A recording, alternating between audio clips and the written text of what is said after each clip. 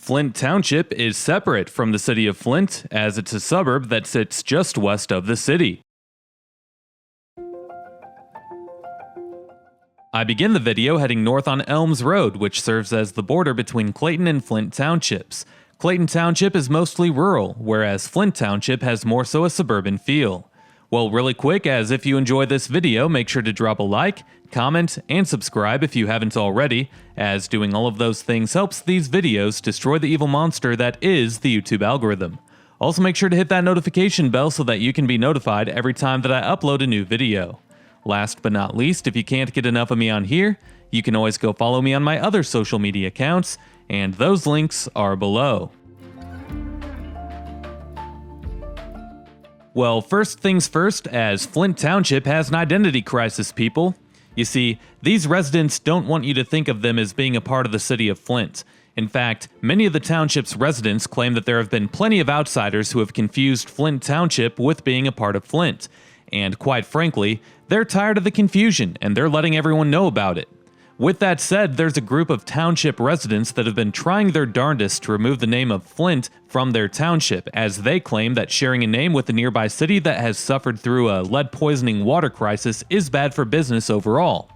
Well, back in August of 2022, the Township Board of Trustees turned down a petition that had hundreds of residents' signatures on it to change the name to Oak Hills Township.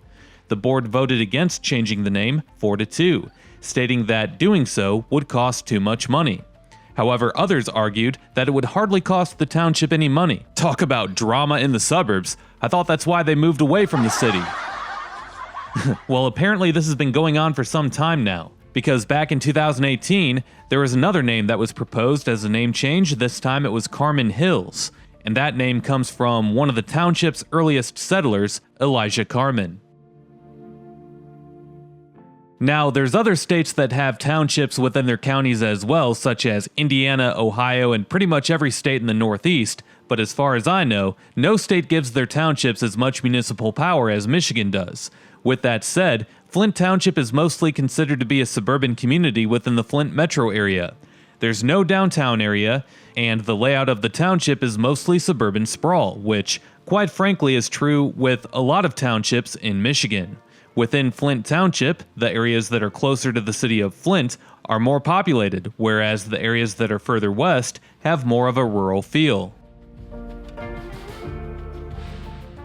Now, to be exact, Flint Township was organized all the way back in 1836.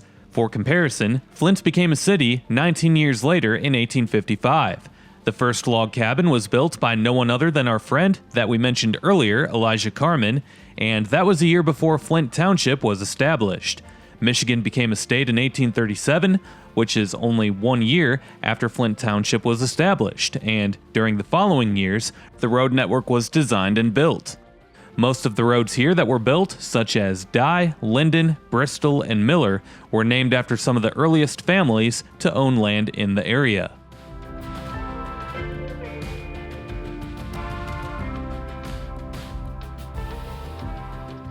Another neat history fact about Flint Township is that there once used to be 10 school districts that served the township, but most of the school districts only had one building, and those were often one-room schoolhouses.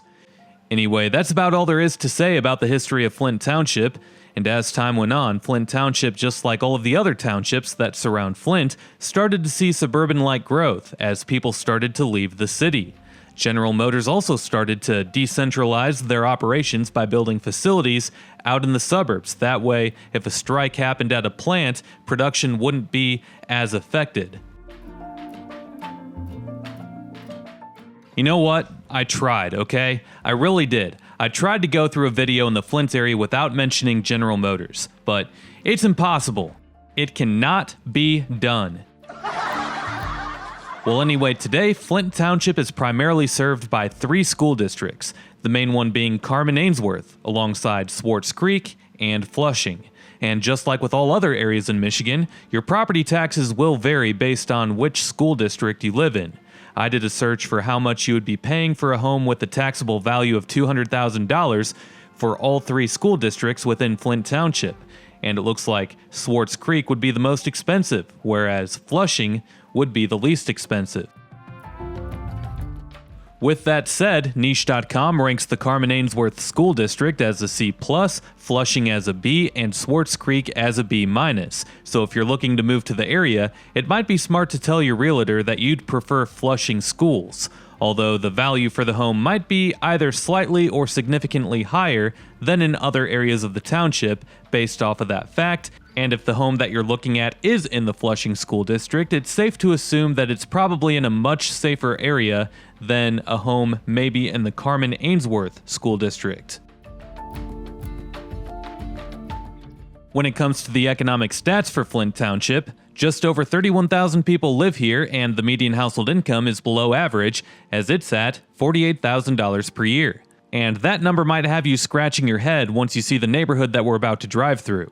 Anyway, the low number is probably the result of the more densely populated area of the township that is further east. The median value of owner-occupied housing units is pretty low as well, as it's at $108,000. 19% of adults 25 and older hold a bachelor's degree or higher, and the poverty rate is 17.6%. So the economic numbers overall for Flint Township aren't really all that impressive. When it comes to the crime rates, I couldn't find any accurate numbers, as pretty much every credible website doesn't recognize Flint Township as being its own municipality, and when you do a search for Flint Township, you'll only find accurate numbers for the city of Flint. In that case, I'm with the residents of Flint Township in trying to get the name changed. Show me them hands. Show me them crime stats. Yeah, those crime stats. Crime stats, very valuable information there. But yeah, alright, well, moving on now.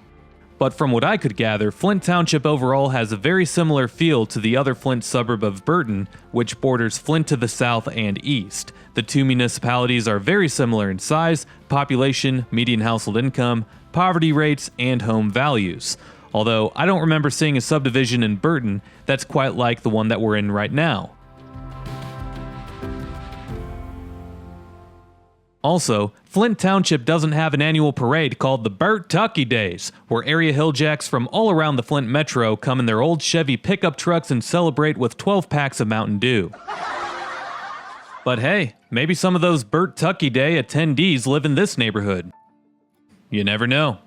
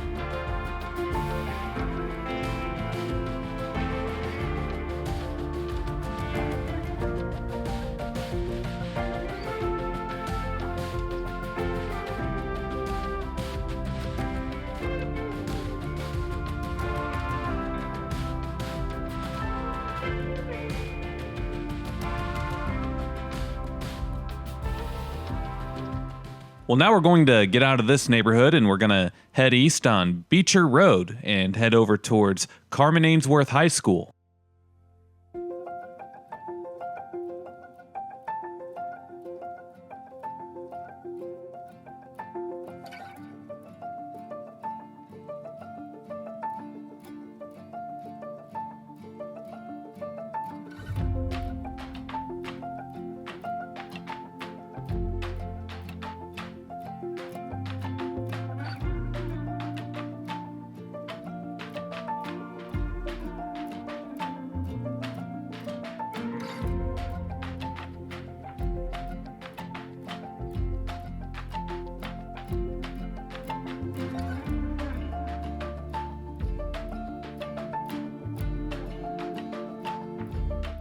You know what? I'm kind of bored driving around, to be quite honest with you. Let's change up the scenery a little bit, make it more interesting, shall we?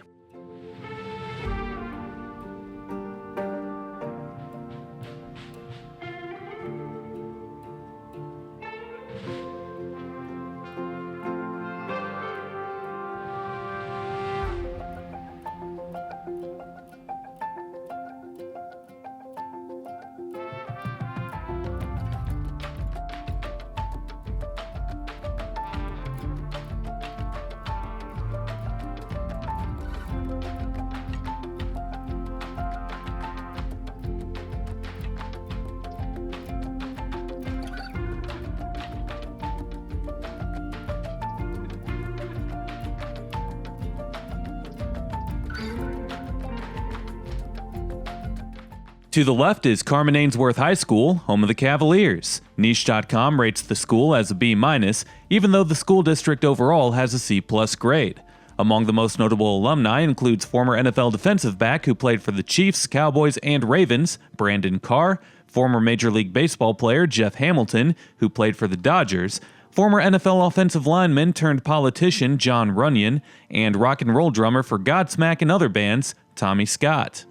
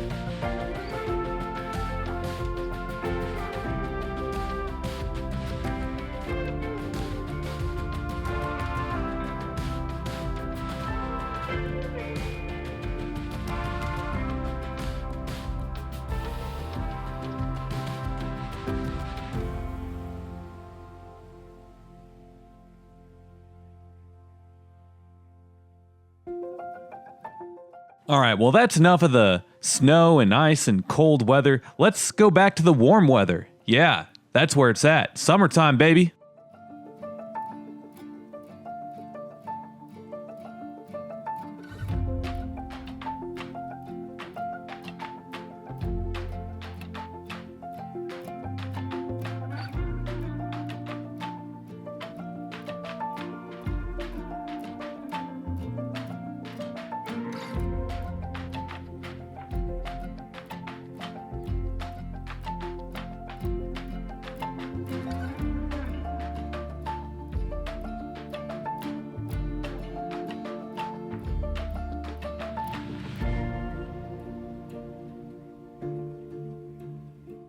So, while driving through here, one thing that I couldn't help but notice was the amount of retail stores that are in Flint Township. Both Corunna and Miller Roads between Linden and I-75 are packed with all of the area's chain retail stores. Miller Road more so than Corunna, which we're on right now, but for example, the only Target and Best Buy stores in the entire Flint area is located off of Miller Road. Usually for a metro area the size of around 400,000 people, you'll have at least two on different sides of the region, but Miller Road seems to be the area's only thriving retail corridor. You also have this mega Walmart next to a Sam's Club that we're passing by right now that has deals on 12 packs of Mountain Dew on the third Friday of every month to satisfy all of the area Hilljacks that attend the annual Burt Tucky Days. And once we get to Miller Road, there's about every other major chain retail store and restaurant located off of it, as most companies have their quote-unquote Flint location out here in Flint Township. And that's telling because once you get inside the Flint city limits, there's hardly any shopping at all. I mean, go south of Flint into Grand Blanc and you'll find a few things. Head on east out towards Davison and there's a few shopping amenities there, but otherwise, pretty much everything in the Flint metro area is located off of Miller Road. So if you're moving to the Flint area and being close to shopping amenities is important to you, then you might as well live somewhere in Flint Township or Swartz Creek. By the way, something else that I noticed is that there isn't a single Dick's Sporting Goods anywhere in Genesee County, which is odd because usually you'll find one of those in every decently sized market. There also isn't a Costco, so this area is kind of lacking when it comes to retail and shopping amenities when you compare it to other similar sized metro areas, but who cares because everyone shops online anyway now, right? And not sure what was going on up ahead, but hopefully everyone was alright.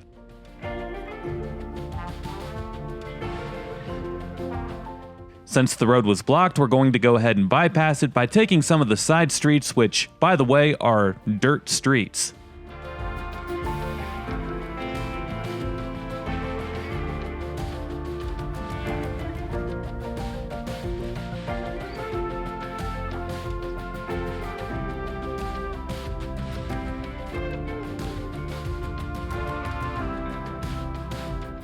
And seeing that car up ahead, it kind of makes you feel like you're on the set of Dukes of Hazzard.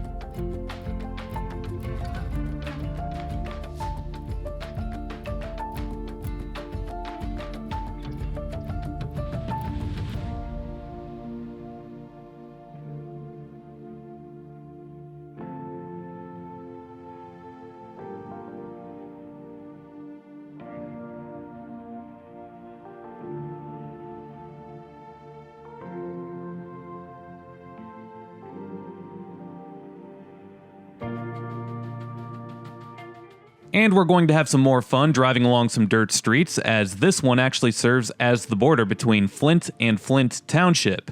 And you can't lie, it's kind of funny seeing this party store here at the corner of a dirt street intersection, because you normally see them in inner city hoods.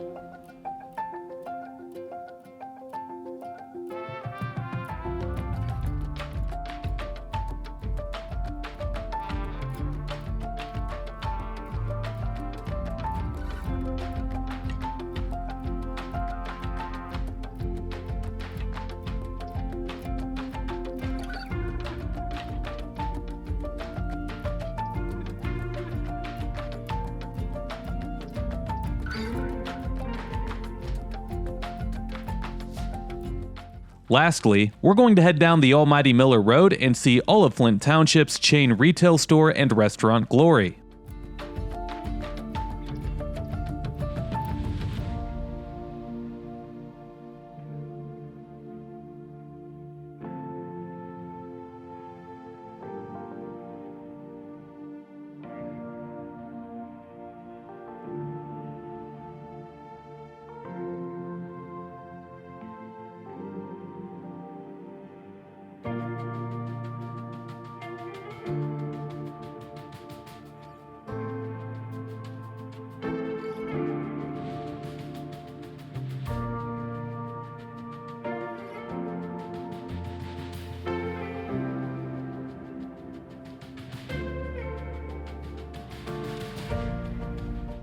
Yep, just your typical suburban retail corridor right here.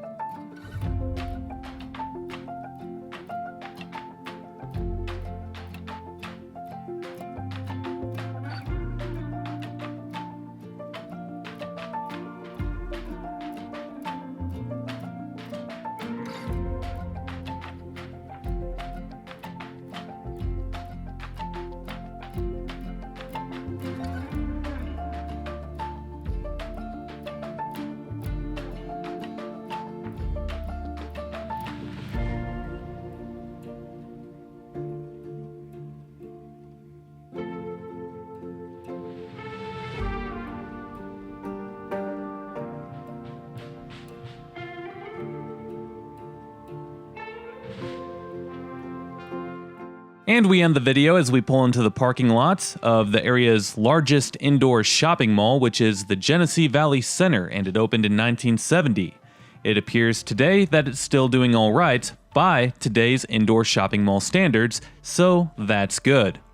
Well, as we end the video, don't forget, Flint Township is not Flint, and if you come in here thinking that this is Flint, people are gonna start fighting you, so you better get it right. Anyway, if you enjoyed this video, make sure to drop a like, comment, and subscribe if you haven't already, as doing all of those things helps these videos destroy the evil monster that is the YouTube algorithm. Also make sure to hit that notification bell and select yes so that you can be notified every time that I upload a new video. If you enjoyed this video, then you might enjoy checking out some of the featured playlists on this channel.